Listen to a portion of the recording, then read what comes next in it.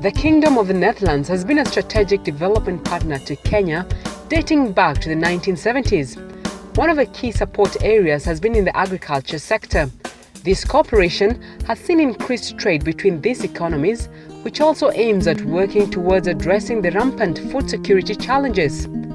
Dynamics of funding projects across the world are, however, changing, and development partners are shifting focus from aid to trade.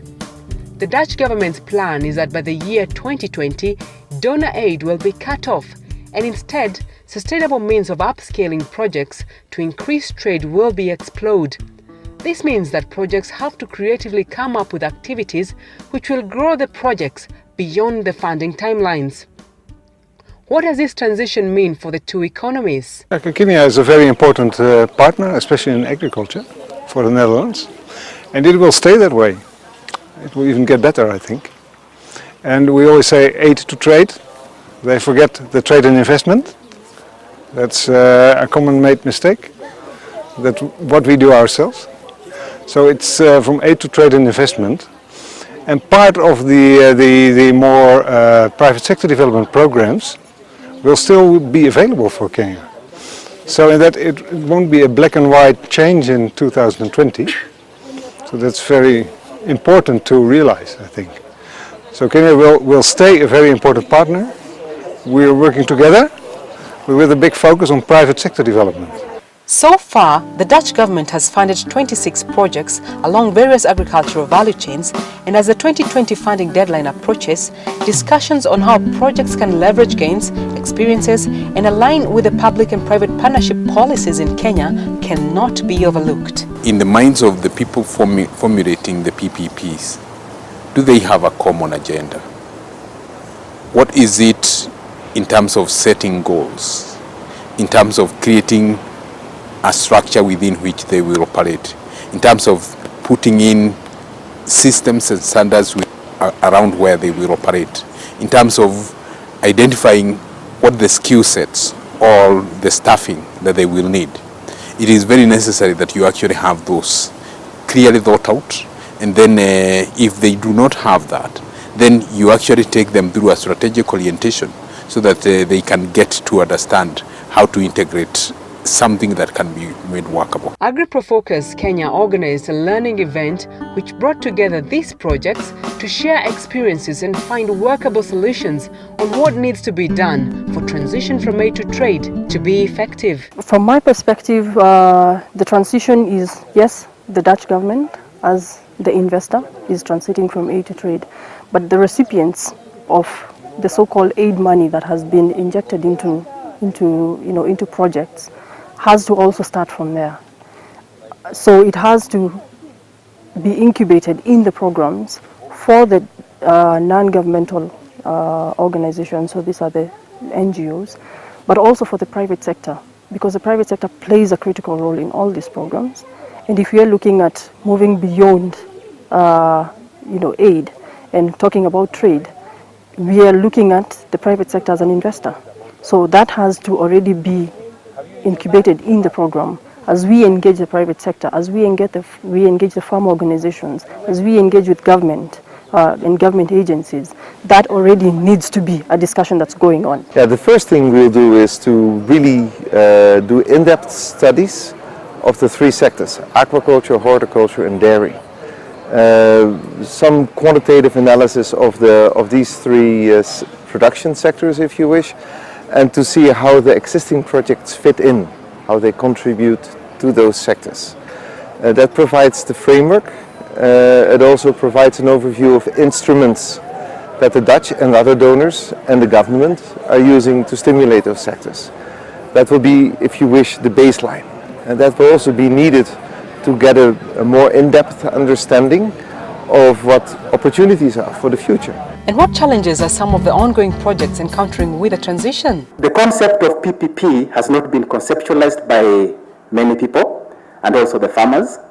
If you go to the county government currently, you tell them this is a PPP, and if you want us to work with you together, then tell us what you will contribute towards the project. So they have the mentality that most of the projects which come are 100% donor funded. So it's quite difficult to explain to them that they need to contribute towards the project. I think one of the most important things is, first of all, to appreciate that we have come from a donor funding kind of concept. So the transition stage, of course, has its challenges in that when you are used to just donor funding, then all you need to do is to show what activities you've done with your program. But you see, within the implementation of these initial funded programs, we had issues which were impacting on, say, food security. But sustainability is a word that has also come in lately. Now, sustainability cannot go on just funding. There has to be an aspect of business and an aspect of, as I said, on the issues related to profit, planet, and the people. So when you look at it, even for a child you need a willing period. So especially for us who work a lot with the smallholders, the issues of governance, the issues of training them to think in a business way, the issues to move out of subsistent to possibly commercial farming, those are the intricacies which have to be put into place. The private sector is still hesitant. I think it's kind of an agenda that is still being pushed by NGOs, by the donors. The embassies and all of that are the ones that are really pushing aid to trade. Businesses are still yet to see the opportunities that this bring. And effort now should probably be now utilized, or we should put more effort to talk to private sector, who can actually be the best partner. In this aid to trade, you need private sector, but you have to show them the benefits. They don't just come in because they are not an NGO. They are actually in for business. And if you show them the business opportunities, it's going to work. At the moment, it is still going out in seminars, in workshops, where NGOs meet, where the private sector is not really well represented and they are not aware of what is this aid to trade. For new projects, the workshop provided a learning platform. I'm very excited about the direction that they're taking because it gives us an opportunity to really implement the kinds of projects that we want to implement. So it's been, even so far, we're just starting up that project, but the process of designing it has already been a very interactive approach with them. They definitely don't take the traditional approach of putting out a call for proposals and you submit something and then they review it and you either get it or you don't. It was very much a kind of an iterative process where we designed it kind of together. So that I think is already a good start in the way that you run the project. So you're doing something very much in conjunction with the same kinds of goals. On the other hand, most ongoing projects have already embraced the move from aid to trade by creating a business case with every activity they undertake in a project. Within, we're looking at how we price our products and services, looking at market-based solutions in terms of demand and supply. So the products that we provide are market-based in terms of pricing, and we feel that we're able to generate enough revenue to help us break even and become profitable. So we're not looking at so much, for the start, we're looking at external financing to help us propel ourselves to that level of break-even. Because as an enterprise, we're looking at 3 years for us to become more profitable and more interesting as a company. And with the Dutch financing coming in different elements, we're looking at both debt, equity, soft capital coming in, and a bit of grant as well. But we're not so much aligned to date for maximizing our capital needs. But we're looking more in terms of balancing the two, hybrid kind of financing that we can be able to utilize to help us take the path to sustainability. To further share experiences within the projects, 4 thematic topics that impact projects were discussed, whose focus was on building effective long-term public and private partnerships, producing safe and nutritious foods for Kenyans and East Africans, inclusive business, which entails socio-economic importance of involvement of youth and women in the agricultural sector, and on how to access additional finance and markets. From the inclusive business theme, great emphasis was placed on the importance of including women in agriculture, noting that they account for 50% of the rural workforce in the sector.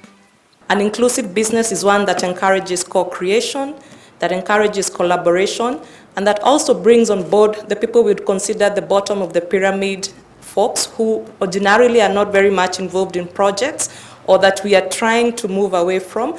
But then how do we create processes that actually encourage the integration of these people. And some of these people that we discussed were the women and the youth, and we gave examples of programs where they are being actively engaged in business and also being actively engaged in planning and also in deciding about how to use incomes even as low as the household level.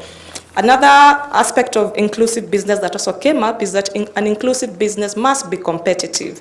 What is the business case that you present in your public-private partnership or in your program? Does the private sector buy your business case, and do they even have the commitment to make it through and to be part of the process? Lessons were shared on how projects have integrated the various themes into their operations. One of the main angles in inclusive business in most of our programs was to integrate the women and the youth. And some of the success stories have been told about how, because of integrating women and youth, incomes have improved, and there's joint planning and visioning within the households and also within the producer organizations. And we also got a case of where one of the private sector players told us that he has actually employed 60% of his staff force is actually women. So you can see that there's deliberate effort from some of us to integrate the women and the youth. We've also been given a case of where deliberate efforts are also made to ensure that the women are nurtured and given enough guidance so that they can also be part of the programs and also take share in the business cases that the programs are promoting. Another strategy that has been used in projects is the co-investment, where we actually encourage the grantees in our projects to also be co-investors. If we are contributing 50% to your operations or to your project, then can you also show commitment by contributing another 50%? And another strategy that has been used is the telephone farmer strategies, where a lot of the beneficiaries are the youth and the women, because again, the people who are the telephone farmers are working middle or upper middle class people who are very much busy in their careers, but the people who benefit on the ground are actually the women and the young people. Under access to finance and markets, innovation on financing alternative was one of the key highlights, with a need for banks to improve financing models for projects. Value addition on produce was cited as a mechanism of ensuring profit maximization and sustainability of projects. On building effective long-term partnerships, having leaner consortiums was a key learning point for the new projects, which translates to faster decision-making. One of the key lessons that came out was on the contribution aspect, that every partner should be able to bring something on the table in terms of what they are contributing. This will then, therefore, ensure that there is ownership by these various partners. There was also another lesson that touched on donors, because many of the partnerships that are formed normally have a donor behind them, and this donor also has various kinds of restrictions. So when the partnerships are being formed, it's important to have clarity on how these arrangements are going to work so that they're also in line with the donor's expectation. On production of safe and nutritious foods, among the key highlights was the need for organizations not to just focus on quantities produced, but quality of the produce too. A number of organizations gave different examples of how they're integrating safety and making sure their foods are nutritious. Some of them, some gave like they use minimum chemicals to make sure that they don't have a lot of chemicals in the produce. They also mentioned about training farmers, capacity building of farmers on food safety, adhering to standards, so that the standards which the produce is supposed to adhere to, training farmers on those standards, and then improving quality and so forth through that. And then some even mentioned the traceability of products, developing a national agenda on traceability of products. Right now, it's very difficult to trace products because they're all mixed up, especially for the local markets. So how do you trace which product came from where in the supermarkets? And so developing that kind of program. And then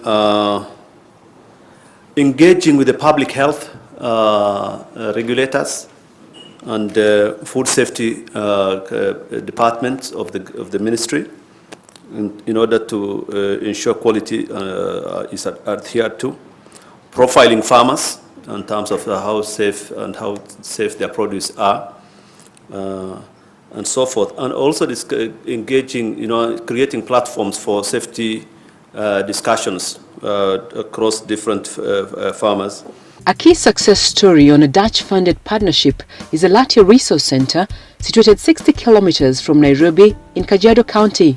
The center provides training and business support to already existing farmers and the youth, but has managed to be self-reliant and profitable through these activities. The essential thing about Latia Resource Center is that it's working on something that is lacking: the practical skills to engage in farming as a business. A lot of people underestimate what is needed for farming because the people who are engaged in farming are doing it as a part-time pastime activity. Latia Resource Center wants to build agripreneurs, and it has this vision that we very much share. And also it's being run as a business, it's being managed as a business.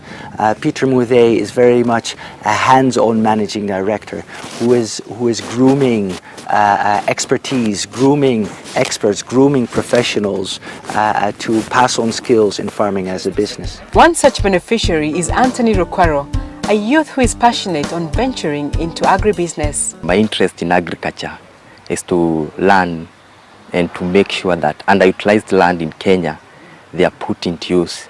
And as an apprentice in Latia Resource Center, I believe I'm in the right place because Latia Resource Center is one of the modern farms in Kenya that equip apprentices with the knowledge to practice. Institutes such as Latia Resource Center goes to show how all stakeholders can benefit from such partnerships. On the other hand, there is need for creation of a joint learning platform for synergies to be created among these projects. We are an international network. There are innovations that are being introduced, Dutch technology, which is relevant, which needs to be adopted to the Kenyan context. But how do we do that? By engaging all the stakeholders in the sector, in the agriculture sector. I'll give an example of the potato sector. So they're all different players in the potato sector, and everyone comes with their comparative advantage. As AgriProFocus, we are a neutral platform. So we are able to engage people who would ordinarily not see eye to eye, or ideally would consider themselves competitors. But if we use this platform where we look at issues from a sector perspective and what each partner is bringing, what's their comparative advantage, then we are able to bring stakeholders for the betterment of a sector, or a subsector in this case. As the world shifts focus towards the trade development agenda, the Kingdom of the Netherlands is committed to partnering with Kenya and other like-minded partners to address food security concerns and foster trade.